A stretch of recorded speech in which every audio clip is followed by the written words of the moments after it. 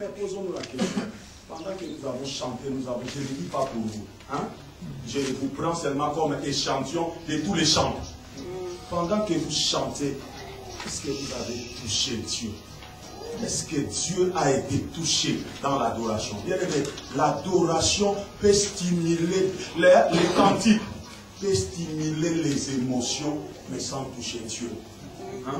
Les gens font même comme ça, les gens ont de la chair de poule, parce qu'il y a des gens qui croient que quand ils ont de la chair de poule, frère, c'est ça l'esprit de Dieu. Bien aimé, quand on vous amène un bon psychologue ici, il peut vous donner tous de la chair de poule. Je vous dis, je suis sorti de ces choses, frère.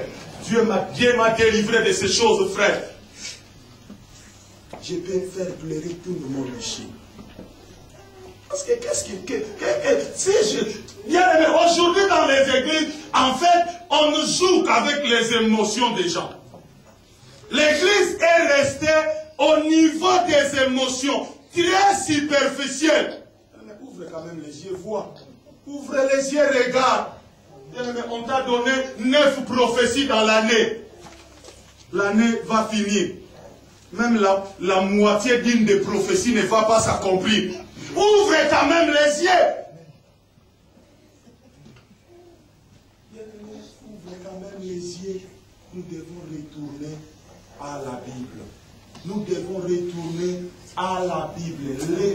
Les apôtres nous ont peint un modèle. Ils ont présenté, bien regardez dans la Bible, les jours où Ananias et Saphira a voulu seulement bousculer et trahir la mentalité de la communauté. Dieu est venu vite, il a réglé ça. Il a pris, parce que si les apôtres avaient chassé Ananias et Saphira de la communauté, ça allait faire un problème. Vraiment dans cette église-là même, les autres pasteurs cherchent les gens, mais elles chassent les gens. Hein? Ça allait être comme ça. Mais Dieu est venu lui-même, il a pris Ananias et Saphira, il les a mis à côté. Parce que Dieu ne voulait pas la corruption dans les sanctuaires. Il ne voulait pas la corruption. Donc là, il dit, vous avez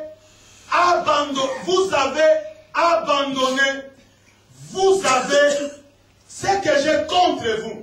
C'est que tu as abandonné les protons agapés. Maintenant, regardez le verset qui suit. Pour comprendre que les protons agapés, ce n'est ni les œuvres ni les activités, il dit, souviens-toi d'où tu es tombé. Souviens-toi d'où tu es tombé. Bien aimé, on tombe d'une position. On tombe de quelque part. Il dit, on ne tombe pas de nulle part. Donc pour que quelqu'un tombe, il doit partir d'une position et tomber. Il dit, souviens-toi d'où tu es tombé. Et répands-toi. Souviens-toi d'où tu es tombé. Souviens-toi, souviens-toi. Donc cela veut dire, bien aimé, vous savez, il y a des églises, quand ça a commencé, ils connaissaient Dieu. Ils priaient Dieu. Mais depuis des années, ils ont laissé Dieu dans une bifurcation. Hein? Pendant qu'ils tournaient, Dieu a pris la droite et par routine. Hein? Regardez, bien aimé, on n'est pas en train d'attaquer quelqu'un, mais comprenez. Même les plus grands prophètes dans la Bible se sont trompés. Voilà pourquoi lorsqu'on suit Dieu, on ne doit pas suivre Dieu avec les train-train de tous les jours. On ne doit pas suivre Dieu avec la routine. On ne doit pas suivre Dieu comme tout le monde. On doit avoir une relation personnelle avec Dieu.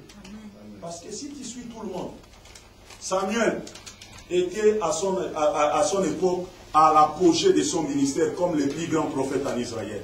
Mais Dieu l'appelle d'aller oindre David comme roi. Il arrive là-bas, il se trompe.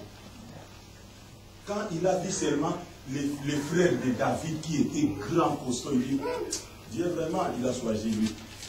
Dieu lui a dit, non, tous les hommes là, vous avez un problème, vous ne regardez qu'avec les yeux. Maintenant, le problème aujourd'hui, c'est ça.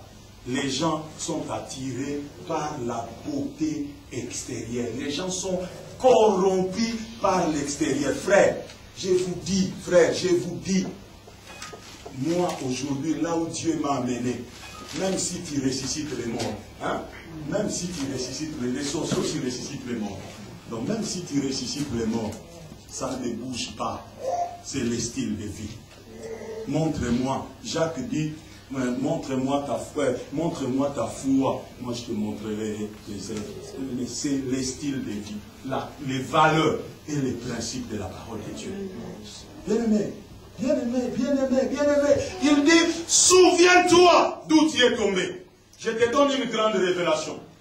Dans le livre de Genèse, on dit, Dieu a dit, faisons l'homme à notre image et selon notre ressemblance, et qu'il domine. Aujourd'hui, il y a des gens dans l'église qui prêchent la domination, qui veulent dominer sans être l'image et la ressemblance de Dieu. La domination est attachée au nôtre. Amen. La domination est attachée au nôtre. Donc Dieu dit, faisons l'homme à notre image et qu'il soit à notre ressemblance et qu'il domine. Donc, on ne domine pas tant qu'on n'est pas devenu l'image et la ressemblance de Dieu. Bien aimé, regardez. Autre chose, vous qui chassez les démons, hein? Faites attention, vous qui chassez les démons, sans être bâtis. Jésus dit à Pierre, quand Pierre il pose la question à Pierre, comment? Il dit à Pierre, qu'est-ce que les gens pensent de moi? Les autres, il y en a qui parlent. Et il demande, et vous? Pierre lève la main, il dit, tu es le Christ, le Fils de Dieu vivant. Il dit beaucoup de choses. Christ dit, sur cette pierre, hein? Tu es Pierre. Tu es Pierre. Le mot là, tu es Pierre. Pierre, les premières pierres, dans les textes originaux de la Bible, est traduit par Pétros, pour différencier Pierre l'homme et la pierre la révélation qui est Christ. Il dit tu es Pierre, tu es Pétros. Et sur cette pierre-là, la deuxième pierre et la première pierre n'est pas la même chose. Les catholiques nous ont menti. Voilà pourquoi il dit les Saints-Pères, c'est les successeurs qui parlent, des pierres. Parce qu'ils croyaient que les deux pierres, en fait, étaient la même chose. Bien aimé, voilà pourquoi vous devez lire la Bible. On n'est pas en train de dire des choses qui sortent, si toutes ces choses-là se trouvent dans la Bible. Soyez comme les chrétiens des Bérés. La Bible dit que les chrétiens des Bérés étaient différents des chrétiens des Thessaloniques. En rentrant à la maison, ils passaient le temps à vérifier ce qu'on était en train de leur dire dans l'église, si c'était vrai. Bien aimé, excusez-moi les termes. Je vais dire quelque chose de très choquant, mais excusez-moi.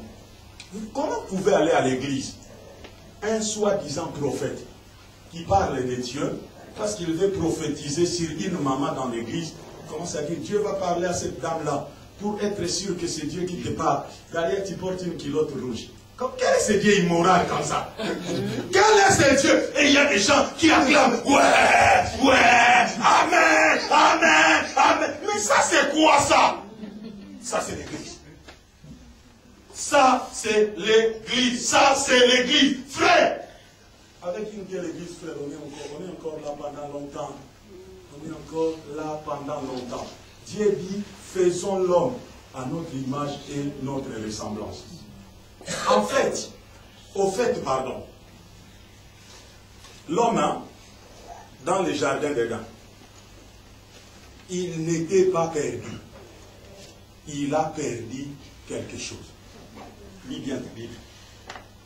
L'homme dans les jardins, c'est une grande révélation. Si tu ne le comprends pas, ta vie chrétienne est perdue. Tu es dans des problèmes. L'homme, en fait, dans les jardins, n'était pas perdu, mais avait perdu quelque chose. Parce que, regarde, pourquoi on ne dit pas qu'il a péché?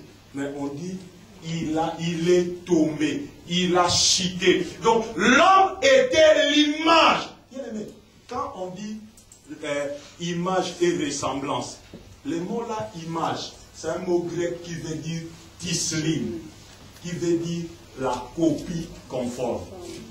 Le mot là, ressemblance, c'est un mot grec qui veut dire démouf, qui signifie icône. icône, icône. Pour ceux qui connaissent l'informatique, l'icône, c'est la fenêtre d'un grand mot. C'est la fenêtre d'un grand mot.